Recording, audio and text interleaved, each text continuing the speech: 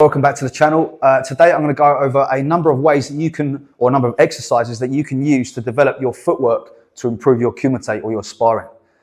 So we know that footwork is kind of one of the most important things. If you are unable to get into your opponent, you cannot attack them. And if you cannot get away from your opponent, it's going to be very difficult to defend your opponent's attacks as well. So there's going to be a few drills here, quite simple and easy, that you can do probably at home and also in the dojo to make your Kumite look a little bit more enjoyable and to get you better at it. I've got Nat Hearn here today as well. He's going to demonstrate with me. So let's get straight into the first one. So the first exercise is a simple getting into your fighting position. And I just want to be shifting forwards and backwards. Forwards and backwards. Always try to maintain or keep on the balls of the feet. I don't want to be going heels first. It's not good for the body for a start, and it's also very poor movement. We want to be on our toes so the Achilles can be kind of engaged and we can spring fast and have that kind of plyometric action as we move. I don't also believe that we need to be bouncing too much, too high. You know, this ends up becoming like a cardio situation really, where you're bouncing too much and wasting energy. It's also very easy for your opponent to kind of pick their time and hit you at the right or the wrong time in your case. So what I want to do from here then is stay on the balls of the feet. I want to apply pressure through the back foot, extend my stance and then catch it up. I don't want to bring my feet close together and do this kind of work. So I don't want to be closing and extending. That is a way we can move, but for this exercise, I want to be doing this other version. Okay, so it's just a shift forwards and a shift back. Forwards and back. Try to maintain the same height as well, so I'm not coming up and down. Again, like I said about the bouncing, I want to kind of feel like I'm gliding. So I just shift, shift, shift, shift. Of course, we work both sides. So same thing, just a little shift, forwards, back. Maintaining that guard and also keeping that awareness. So I'm not kind of mindlessly going through these movements as if we're doing like an aerobics class. I'm actively kind of picturing what I'm doing with my opponent as I'm doing this work. So I'm here and I'm thinking about applying pressure, push. You know, imagine how that feels to your opponent and what you're doing with that action. You know, keep the guard up and then they're coming back. Okay, a little bit of pressure backwards here. Okay, ready to move and keeping those hands up. Always being aware of what is going to be happening within the fight there. So a progression from that one then is to have a shift forwards, backwards, switch stance, forwards, back, switch, forwards, back, switch, forwards, back. Again, we're trying to stay low. So if I'm facing my partner here, I want to be kind of staying low so I can shift in here, underneath almost, like I'm coming under, low here, ready, wound up so I can attack this way. So my legs are fully engaged the whole time. I don't want to be coming up high where I'm at a disadvantage and he can sink his punch into me this way. I want to stay low here, shifting here. I've got that Ashibaraya and I can throw techniques from that position, okay? So from here again, it's low, shift, back, switch, shift, back, switch. So the third exercise, we're going to be adding some lateral movement, some sideways movement. So from here, I want to bring my front foot back and shift across to my left this way and then come back into guard. Okay, so I'm back here, shift across, come back into guard. Back, shift, forwards. Back, shift, forwards. Back, shift, forwards. So if I look at the square mat that I've got right now, I'm kind of working around the back three sides of the mat. So I'm coming side, across, forwards. Side, across, forwards. Side, across, forwards. Always maintaining that guard as we're doing so.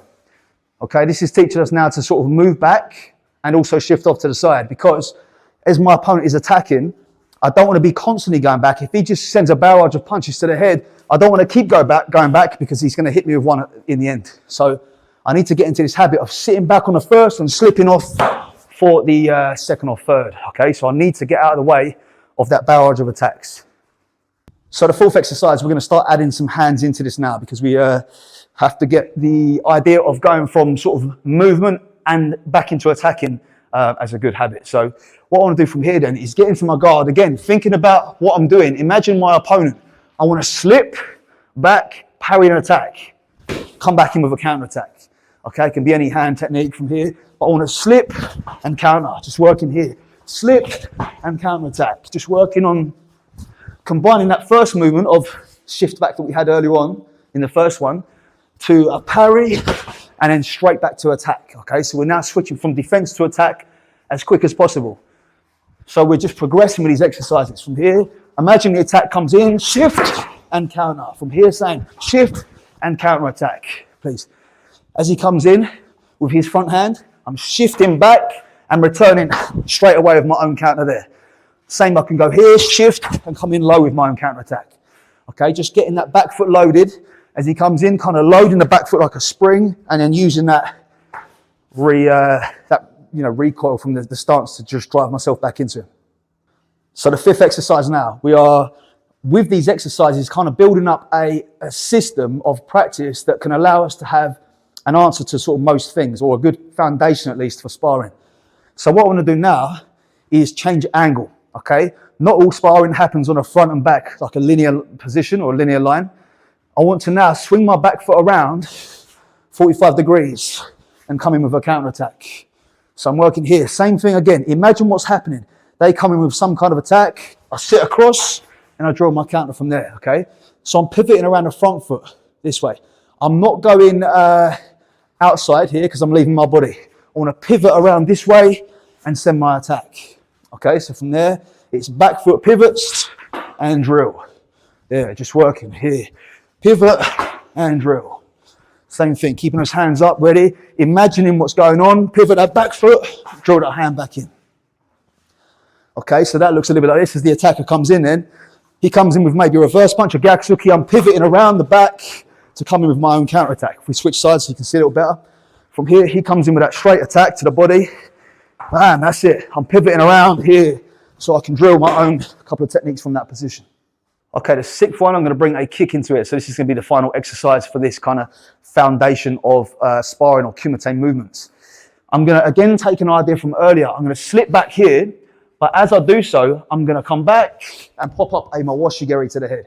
Okay, a front leg roundhouse kick. What I must then think of is opening my back hip. So as I come back, my back foot is rotating, turning my hip, opening up so I can then lift that kick and send in to the head this way, okay? I don't want to come back and try and fight almost like a crescent kick looking type thing. I want to sit back here, turn my body away, lift up that kick, that's it, and snap that kick out from there, okay? So attack comes in, slip back and pop the kick up from that position. Again, maintain that awareness, or zanshin, we call it in karate. Maintain that focus after. As I come back here, I send that kick and I'm still here because we are not done. You know, we may have to continue delivering techniques or defending against techniques, okay? We are not done after one technique in kumite. So again, I mentioned before, but I don't like this feeling of hitting and kind of celebrating afterwards, okay? Deliver the kick and be ready for the next one because it may still be coming. So what it kind of looks like maybe is I'm sitting back here. He throws anything, maybe a front or a backhand.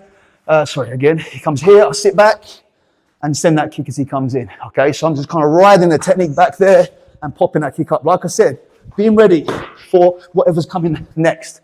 Don't relax after that first technique. Okay, so there's 6 different exercises that progressively kind of get more advanced, I suppose, that are going to help you to give you a good foundation in movement for kumite. Because a lot of times people say to me in class, I don't know what to do, you know, and the first thing we need to do then is understand how we should move. If you don't know how to move, the rest of it doesn't matter. You know, you can have the best reverse punch in the world. If you don't know how to get that in there, it's not going to land, right? So we have to understand how we should be moving in our sparring in order to not get hit and also to hit. All right, so thanks again to Nat Hearn for coming in the video today and demonstrating with me. If you'd like to see a video on how we prepare Nat for his competitions at a high level, we may do something like that as well very soon. So let us know in the comments if you'd like to see that. I also want to mention my partnership with Art Martial Clothing, a martial arts inspired lifestyle brand that does all kinds of clothing designs, you know, hoodies, trousers, t-shirts, all this kind of stuff. I'm wearing their brand new Bruce Lee inspired dragon t-shirt today. So I'll put a link in the description of this video and a discount code so you can get 20% off for new orders or first time orders. Check them out. Subscribe to the channel if you haven't done already, and I'll see you next time.